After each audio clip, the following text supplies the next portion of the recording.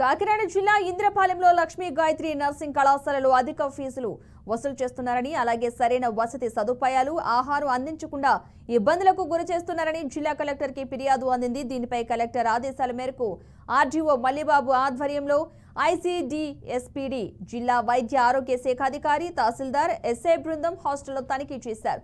Nursing విద్యార్థుల నుంచి statement కూడా తీసుకున్నారు. విచారణలో నర్సింగ్ కళాశాల హాస్టల్ పనితీరు, నిర్వహణ సరిగా లేదని, విద్యార్థులను పలు ఇబ్బందులకు గురవుతున్నట్లుగా దర్యాప్తులో అధికారులు గుర్తించారు.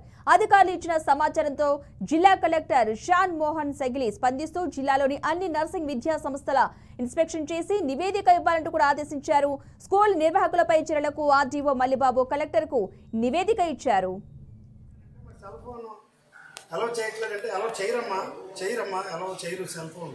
ఇది మీ ప్రొటెక్షనే, బయటగా పంపించట్లేదండి, పంపించరమ్మా. మీ ప్రొటెక్షన్ వేరే అంత నేను మాట్లాడినా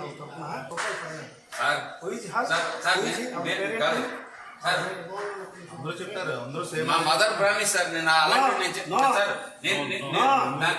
కట్టించుకుని వెళ్ళిపోతే నేను ఇప్పుడే వెళ్ళిపోతాను సార్. నేను కాలేజీ వదిలేసి వెళ్ళిపోతాను. నేను 500 కట్టించుకుని నేను బయటకి పంపిస్తున్నానంటే నేను ఇప్పుడే వెళ్ళిపోతాను.